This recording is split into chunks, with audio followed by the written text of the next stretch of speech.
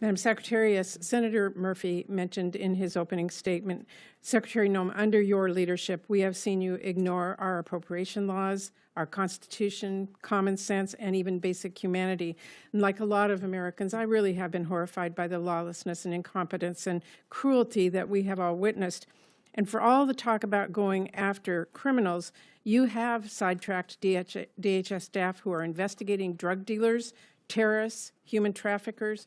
And rather than photo ops, we need more of your focus on providing basic diligence, because your crackdown has roped in American citizens and people who are here legally with no criminal record. Now, I'm not going to ask you whether that was right or wrong. I know it's wrong. The world knows it's wrong.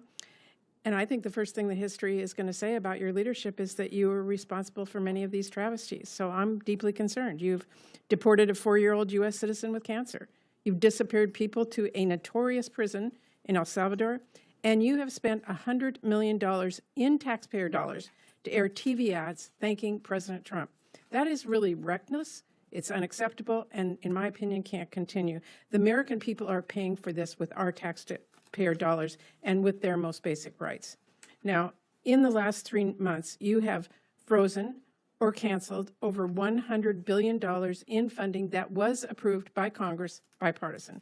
We are talking about everything from disaster relief to grants that keep people safe. But when my staff has requested information on the status of this unacceptable holdup, the department failed to provide any acceptable justification. This illegal freeze, and it is illegal, is taking a real toll on communities who are waiting on the investments that Congress has delivered. So will you commit to immediately unpausing these funds? The Senate Appropriations Committee hearing became heated when Senator Patty Murray, the ranking Democrat on the panel, directly confronted Homeland Security Secretary Kristi Noem. Murray accused Noem of ignoring appropriations laws, undermining the Constitution, and acting with what she described as cruelty and incompetence. Murray pointed to examples such as the deportation of a 4-year-old American citizen with cancer, the alleged transfer of detainees to a prison in El Salvador, and the use of $100 million taxpayer dollars on television ads thanking former President Trump. She argued that these actions were reckless, unlawful, and a misuse of public funds. This moment highlights the growing clash between Congress and DHS over accountability and spending priorities. Stay informed on stories like this by subscribing. Well, Senator, thank you for covering a lot of topics there. Let me touch on a few of those right away. Well, what the Trump administration is doing is enforcing the law for the first time. Under the Biden administration, I'm asking you about the funds. Illegal aliens were prioritized over American citizens. Now the scales of justice have been leveled, and no one is treated better than anyone else. I asked you a Citizens are treated the same, and these illegal aliens and criminals are being deported. Previously, I'm asking you a specific question. The grants that you are referencing, correct. The grants that you are referencing have been paused and reevaluated to make sure that they are truly being spent in the way to which they were appropriated. Well, many of these grants were being diverted into things they were never intended. These funds were passed on a bipartisan basis by members. Absolutely, and the Biden administration perverted them in how they used them, diverted them to facilitate illegal immigration, to house people in places like the Roosevelt Hotel, who held illegal criminals that took the life of Lincoln about Riley. $100 billion. It is not credible to me that all the recipients who have died of and lost their children. Madam Secretary, it is not credible. Madam Chair, it is not credible that $100 billion is used to break the law. That just cannot be true. And let me change this a little bit. On the other hand, I am very concerned that DHS is now dramatically overspending funding that Congress has not provided. If you were a CEO doing that, I don't think you'd be in your job long.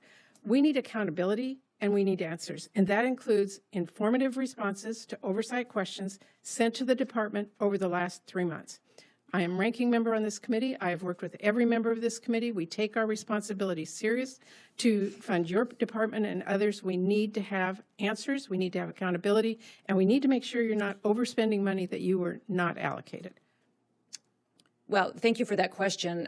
I will be very clear in the fact. Do you want me to respond? Well, you can. Well, I've worked many jobs in my life, but I also have been a CEO. I've run I'm not businesses. I've been a questioning your governor. credentials. I'm and questioning your spending. We are prioritizing where our security needs are in this country, and we are hoping that this body will agree that reconciliation is necessary to address the things that have been neglected in this country for too long. That we have the technology upgrades, the manpower upgrades that are necessary. So the $170 billion request for the Department of Homeland Security Madam is Chair, incredibly my time is important running to make out, sure and we I have the do have a tools that couple we of need. additional questions. The fact is that you've not been given this funding. Saying that it's going to come in reconciliation that has not passed is not an acceptable answer. I did want to ask about FEMA and disaster relief. This is really important. A lot of disaster relief has been politicized. You've endorsed eliminating FEMA outright. We have seen an upheaval at FEMA that is going to put lives in jeopardy. 1 in 5 FEMA employees have been pushed out, taking this administration's so-called buyout offer. We are losing indispensable staff just weeks away from fire and hurricane season, and over $100 billion in disaster relief and FEMA grants are still being held up. DHS is making it a lot harder to qualify for relief, something people in my home state of Washington are experiencing firsthand. Multiple requests from governors have been rejected in recent weeks, including a request from our state. And we haven't been given any response about this. And I'm watching this and I'm thinking, has President Trump directed you to prioritize funding for Republican states? Absolutely not. Have you directed your staff to prioritize funding to Republican-led states over Democratic Absolutely states? not. Have your staff Under this administration, there will not be any politicization of support, relief, FEMA assistance, or grants given based on politics. Well, every single person will be treated the same. It will be very different than the Biden Madam administration. Secretary, there's a clear trend of Republican-led states getting very fast responses and funding. Democrat-led states are being forced to wait. We have never treated FEMA as a partisan issue in this country. Thank you, Madam Chair. One of the most pressing issues raised was the freeze of over $100 billion in funding that Congress had already approved on a bipartisan basis. Senator Murray said this freeze is illegal and is causing real harm to communities awaiting disaster relief, infrastructure investment, and safety grants. Noem countered that the funds are being reviewed to ensure they are not misused, claiming the Biden administration had diverted money inappropriately. Murray pressed back, calling that defense not credible, especially given the scale of the freeze. This dispute highlights the tension between Congress, which controls the power of the purse, and DHS, which is accused of withholding funds for political or ideological reasons. For more in-depth analysis on debates like this, make sure to subscribe. The exchange also revealed deep concern over overspending. Senator Murray charged that DHS has been spending money not allocated by Congress, comparing it to a CEO burning through company funds without approval. Noem responded by arguing that the department is prioritizing national security needs and that reconciliation legislation could address funding shortfalls. Murray dismissed that, pointing out that reconciliation has not passed and cannot be used as justification. The question of whether DHS is lawfully using taxpayer dollars is now a central point of oversight. If you want clearer explanations of complex hearings like this, remember to subscribe. Finally, the conversation shifted to FEMA and disaster relief. Senator Murray raised alarms about delays and rejections of relief requests, including from her state of Washington, as hurricane and wildfire seasons approach. She suggested there is a troubling pattern of Republican-led states receiving quicker responses while Democratic-led states are forced to wait. Noem strongly denied any political favoritism, saying it will not happen under her watch. Yet Murray emphasized that the pattern appears clear, pointing to partisan divides in federal disaster funding. This raises broader questions about whether life-saving relief is being politicized.